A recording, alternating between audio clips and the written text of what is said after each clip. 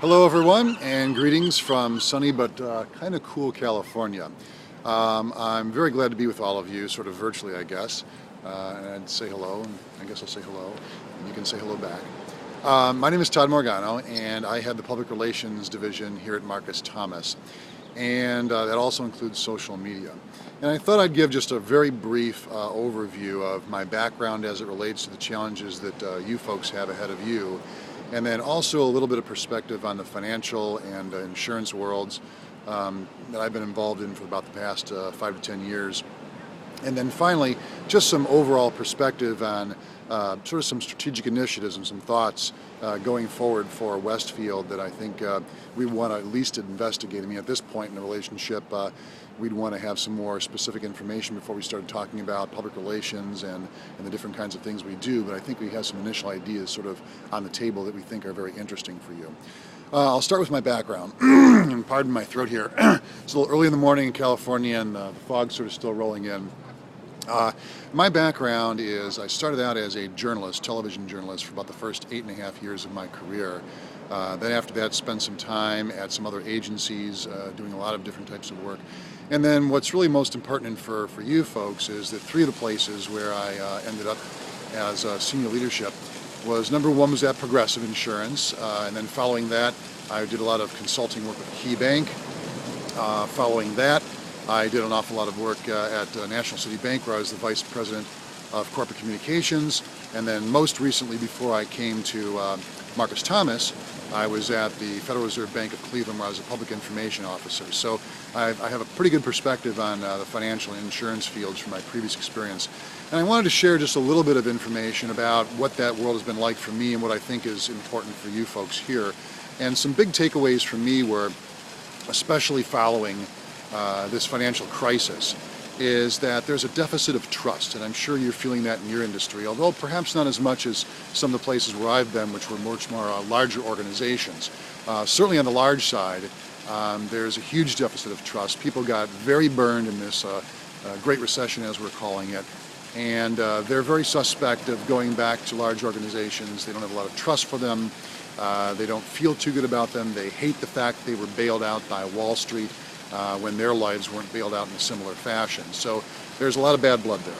I think another huge, I guess, trend in that field is that the capital has sort of dried up, and you're probably feeling this a little bit on the small business side, both in terms of the insurance and what people are willing to protect and want to protect today, and then also just the capital drying up for small businesses.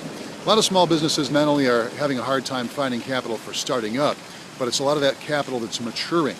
I think you'll probably have a lot of clients who are in the situation where their capital is maturing and they're out there looking for, sort of redo those loans, and they're finding that a lot of companies out there, maybe not yours, but certainly on the large side of the business structure, they're looking at their real estate now that's gone down because of this financial crisis, and, the value of their company goes down, so now when they go to build those loans again, to sort of turn them over, they're finding that they're getting a different look from the banks, and many banks who have been looking at these customers for many years, long-term clients, are now starting to deny their claims.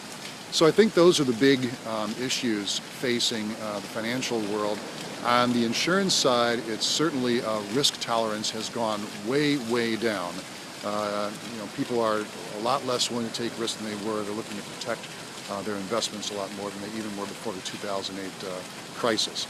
So I think in general, and I guess we can only speak in general terms here at the moment, but in general, what I would look to do with Westfield would be, first of all, to turn you into sort of what you need to do is, you have a great story to tell. You are the antithesis of what happened in the financial crisis.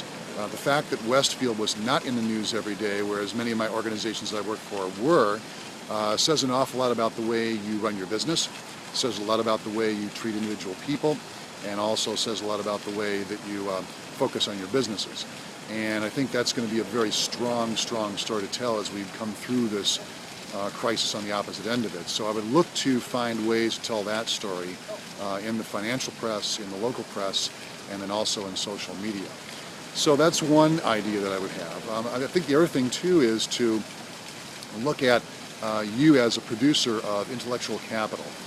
in addition to the products you sell, and in addition to the security that you sell, what you also sell to people, and looking at your business and becoming a little bit more familiar with it here with the RFP process and looking through stuff we've done last time when we came out and talked to you and when we've been on the website, you have this very high touch, very local, very in the community sort of presence about you, which is what people are craving for today. A lot of research we did when I was at the bank and I was at the Federal Reserve showed that people are turning to those kinds of organizations. They want to have a trusting relationship, and they're not finding that in the bigger firms. And the fact that you've run your business in a slightly different way over the course of the last 5-10 years, especially in this crisis period, says a lot about that.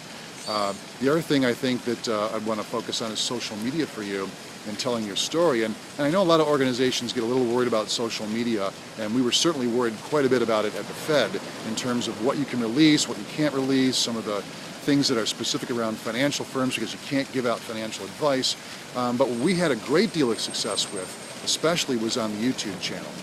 We had a Facebook presence and we did some stuff on Twitter, but what really cemented it for us, and we had 30,000 fans we built over the course of a single year, which was some really smart, interesting ways to pass along information to help people understand who we were and what our value was. And I look to do sort of the same thing with you folks. I think was a huge opportunity to sort of use the YouTube channel as an intellectual capital, almost like a medium for you. Get people to experience the brand, get people to go there to understand how to file a claim, to understand some of the insight that you might have around the vertical industries in the small business world that you intersect with, such as hospitality or manufacturing. And then in the personal lines side, people are always looking for tips, especially based around huge moments of their life. And this is something that I wanted to start at National City, but because of the crisis and because of it getting bought, never had a chance to. But really targeting people, when we found out and looked at research, is there's a time in their lives when they're really looking to buy and they're looking to search for information. And those are around the big milestones. So those are around things like going off to college and getting your first job and having your first children, getting married, planning for retirement, starting and maintaining a business, succession planning. All of these things are moments when people are actively searching for information because, as you well know, a lot of people don't switch their banks and don't switch their insurance companies all that often, even in cases where they should be. And I know as a progressive, one of our major campaigns was just get to people look to switch, to look for rates. So I think there's a huge opportunity for you in that respect as well. So I don't want to go along too long here. I know this is video. This is kind of a weird sort of, one-on-one, sort of one-on-one in a strange sense. But what I want to do is just kind of outline a few of those thoughts that I had. And then also open it up to conversation with my colleagues there, and really look forward to starting a relationship with you folks. I think that my background, I have an intense curiosity and love for the space. I cannot get off real-time markets every day. It's still a habit of mine. I still follow the financial news day in and day out, and that would be something that I think that I would bring to this account, to your business, that you probably won't find a whole lot of in other organizations in town. So I'm very excited about sort of being there in a virtual sense. I hope you guys feel the excitement for the rest of our group. We're passionate about this business. I think we can also bring it all together from the public relations, social media, and branding sides of things. So thanks for having me. I appreciate it, and look forward to seeing you again when I'm back in Ohio. So take care and have a great day, everyone.